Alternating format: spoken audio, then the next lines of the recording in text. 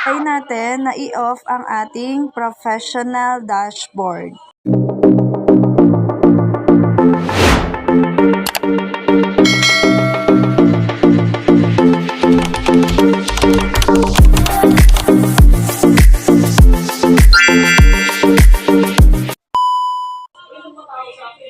Click lang ang profile, then pumunta dito sa 3 lines na nakikita nyo na to. Pagkapunta natin dyan, makikita nyo itong nakalagay na turn off professional mode. So, ayan na nga. Ito-try na natin na i-turn off yung professional mode natin. Good luck kung ano yung mangyayari sa account natin after nating i-turn off or i-off muna yung dashboard natin. Click natin tong turn off professional mode. So, nakalagay dito, turn off professional mode, review important changes before you turn off professional mode. If you change your mind, you can turn on professional mode anytime. So, anytime naman daw pwede nating i-turn on yung ating professional mode. Okay? So, click na natin tong continue. Okay, pagka-click natin, meron pa rin nakalagay. Any of your existing insights will no longer be available. You receive pending payments, but you won't earn money on your profile when professional mode is turned off. You will no longer have access to professional dashboard or any professional mode tools. Your who can follow me setting will be set to friends, so only friends you can follow you. Only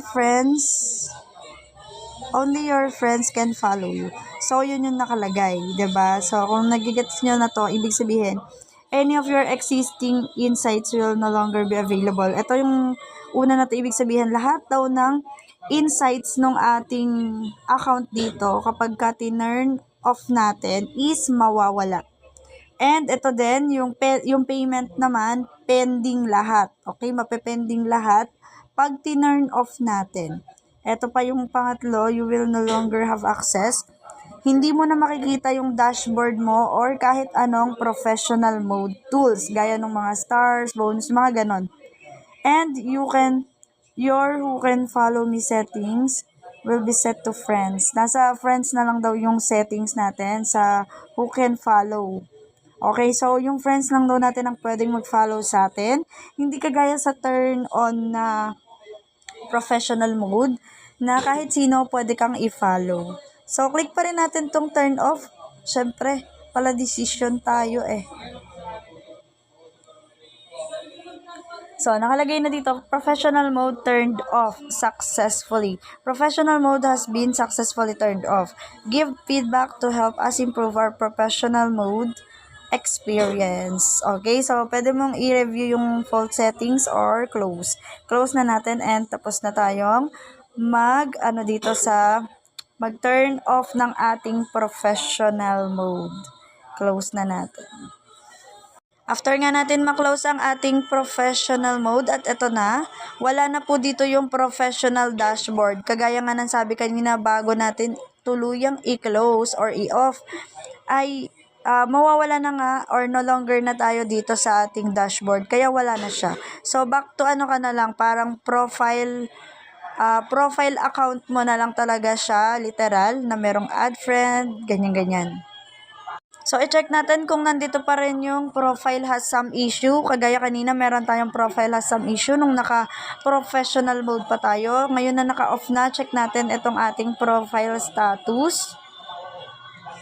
Ayan. Pagka-click natin, so meron pa din. Okay?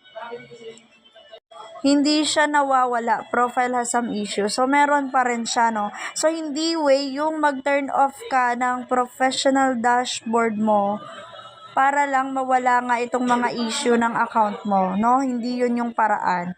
Okay, so ito wala na yung nakalagay na active na monetization dahil nga naka-turn off tayo. So, ayun lang. Kung nagustuhan nyo tong ganitong tutorial, like and follow me for more na mga ganito pang klaseng mga video. Let's go!